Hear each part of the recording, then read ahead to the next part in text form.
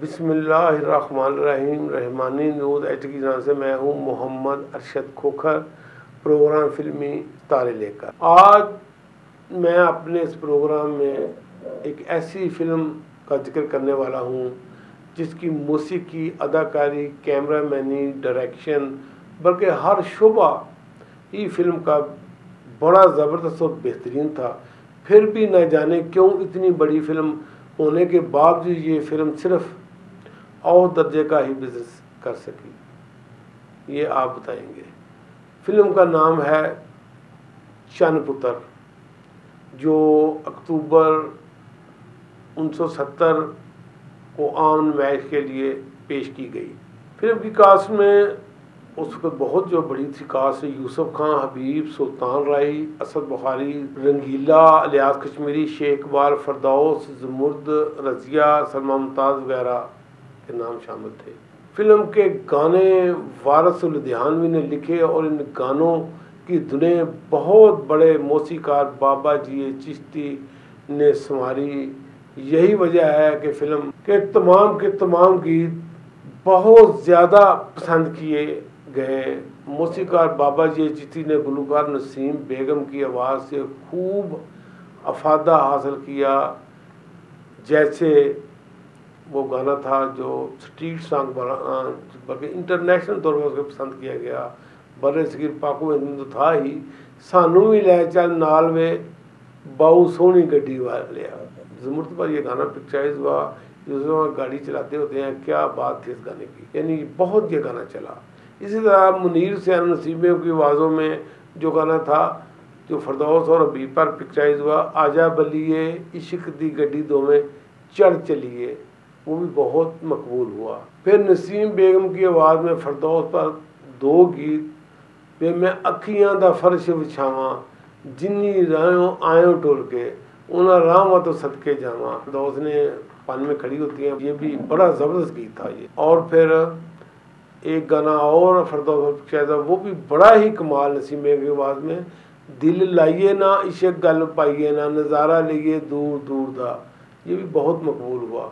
जहाँ तक फिल्म की डायरेक्शन का तल्लक है तो ये काम उस वक्त के सबसे बड़े हदायतकार MJ राना की खिदमात थकी गई, जिन्होंने इस फिल्म से पहले माही मुंडा, यके वाली जीदार, मनमौजी, मेरा माही, चानवी जैसी ब्लॉकबस्टर फिल्में जो दे चुके थे और डायरेक्शन के मामले में वो तरीख रकम कर चुके थे। MJ राना फिल्म के डायरेक्शन में भी कोई कसर न छोड़ी और एक आला पाए की फिल्म बनाने में उन्होंने ईड़ी चोटी का जोर लगाया।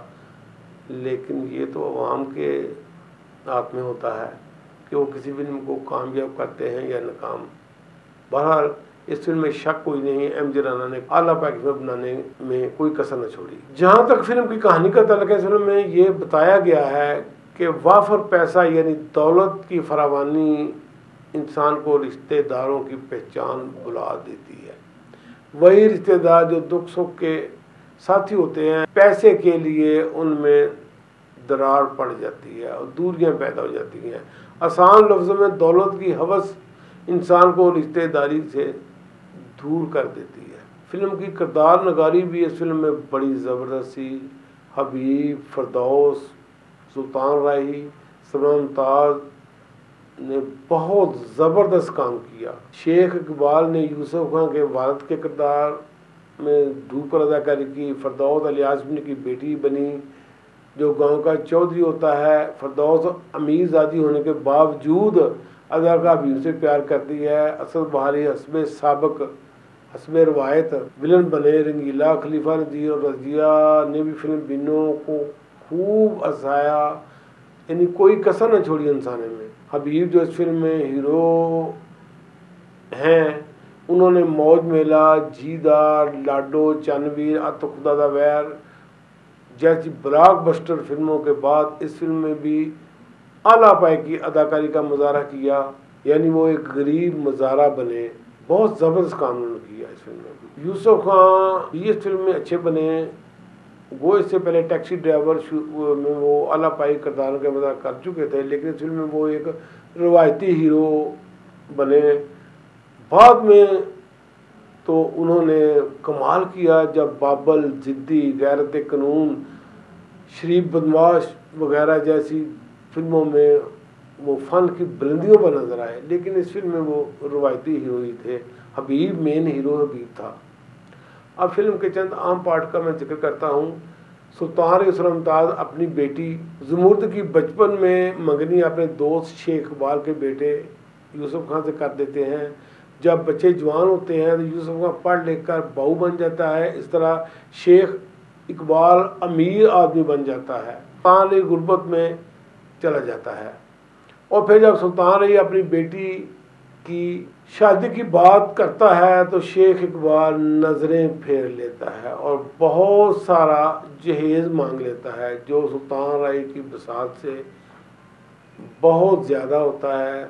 और फिर वो इस मकसद के लिए शेख वाले का चोरी करता है, वहाँ उसका लाकट गिर जाता है। सुल्तान को गिरफ्तार करने आती है तो हबीब ये चोरी अपने सर पर लेकर जेल चला जाता है। क्योंकि हबीब समझ जाता है कि ये चोरी मेरे बाप ने की है और चोरी का दाम अपने ऊपर ले लेता है। इस दौरान सलमा मुमताज़ अपने बेटे हबीब से मुखातब होकर जो डायलॉग बोलती है वो फिल्म की हाईलाइट है और देखने वाले सलमा मुमताज़ ने बहुत अच्छा काम किया इस फिल्म में। हस्बे मामूल वो पहले भी वो अच्छा काम करती रही हैं, बहुत बड़ी वो अदाकारा थी। वरियाम फिल्म में वो हस्तीर और हबीब की बहुत शानदार उन्होंने परफॉर्मेंस पेश की। वो माँ के किरदार के लिए तो फर्स्ट चॉइस होती थी उस वक्त 70s में। अगला पार्ट जो फिल्म बताता है, जब असद बुखारी ज़ुमुर्द को उठाकर ले जाता है तो यूसुफ खान उसकी इज्जत बचाता है और फिर पिंड के चौधरी इलियास कश्मीरी को कहता है कि तुम्हें पिंड का चौधरी कहलवाने का कोई हक नहीं। इस दौरान इलियास कश्मीरी यूसुफ के डायलॉग सुनने वाले हैं। अगला जो पार्ट अहम है वो है जब सलमा मुमताज़ को पता चलता है कि उसका बेटा हबीब चोर नहीं है तो फिर सलमा मुमताज़ का अपने बेटे को मनाने का तरीका, जो उस वक्त वो डायलॉग बोलती है वो भी कमाल के डायलॉग हैं, बल्कि बड़े ज़बरदस्त डायलॉग हैं, गज़ब के डायलॉग हैं।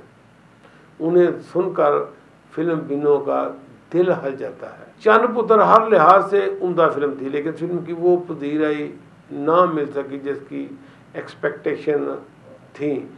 तारक मुगल, हफीज़ साहब, अमजद परेज खोखर साहब, वहीद डार साहब, हैदर मुल्तानी साहब, नसीर साहब, शाकिर साहब, असगर पहलवान रहमानी साहब, मोइन भट्ट साहब, वसीम खोखर साहब, जहीर साहब ARY वाले, आगा सुहेल साहब, आगा कैसर साहब, जवाब दें ये फिल्म क्यों नाकाम हुई। इतनी अच्छी फिल्म होने के मैं जवाब का मुंतज़र हूँ।